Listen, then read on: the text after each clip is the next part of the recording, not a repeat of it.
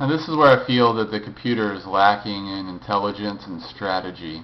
Because the computer makes a very calculated move here, which is just to capture my knight. Probably just assumes that that was a bad move by me to prevent my knight from being taken by the bishop and queen.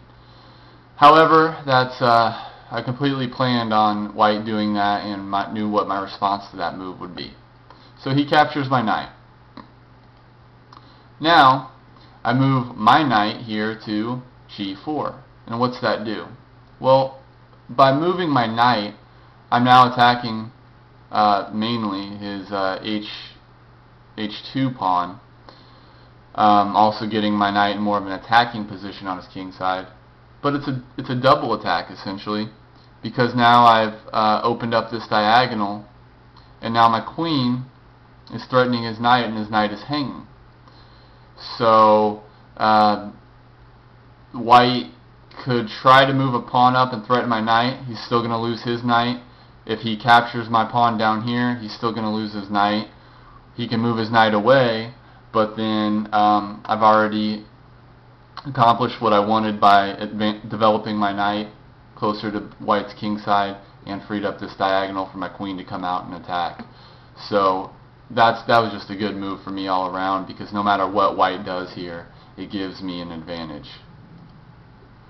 White chooses to go ahead and capture my b-pawn. Again, it's a computer.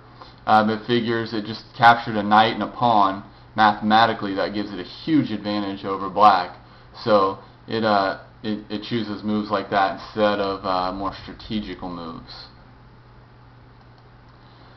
Now I move my rook up in the b file. Initially, I thought this was a bad move. I kind of wanted to move it here to c8, but because I figured white would just capture the a pawn. But white's not going to do that. Goes up here to a6, because if he captured the a pawn, I'd move my rook to a8. White would have to clear out of that file, and then I would capture his bishop. So he doesn't do that, but again, now he has to move his queen out of the way. He loses a tempo, gives me the initiative again, at which time I go ahead and take his knight. So really, you'll see what happened there. Yeah, I sacrificed my knight initially. I gained it right back here. I did lose another pawn out of it, but I sacrificed the pawn in order to get my knight and my bishop on, or I'm sorry, my knight and my queen in a nice little attacking position against white's king side. So I would definitely trade a pawn for that any day of the week. And so white does this. Finally moves his h-pawn to attack my knight. Of course, I want him to capture my knight, because I'll recapture with my pawn, double up my rook and my queen on this open h-file, and mate will be imminent. So to a beginner or novice, that might seem like a legitimate threat, but it's not. It's just a sacrifice I'm hoping white's going to take. So yeah, I don't need to address that. I want white to do that, so I just move my e-pawn. And the reason I'm doing that is because this now frees up this diagonal for my bishop to attack. So if white doesn't attack, I don't actually intend on mating white with my bishop. But if he does not take my knight with his pawn, then I'll have to move my knight, capture it, sacrifice my bishop by taking his pawn, and then that's going to make some holes in white's king side, and he's eventually going to be undone that way.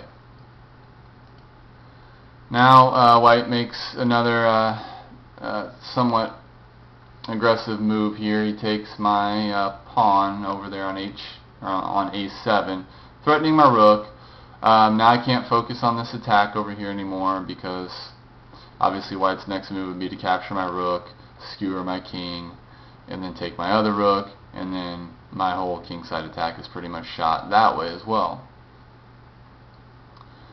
So I just move my rook over here to protect my king, and now white has no check threats on my king.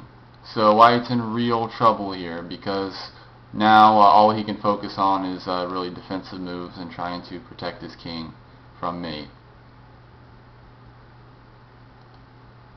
Moves his pawn down, threatening my bishop. I kind of have to be careful what I do here. But all I have to do is just move my bishop up there to e6.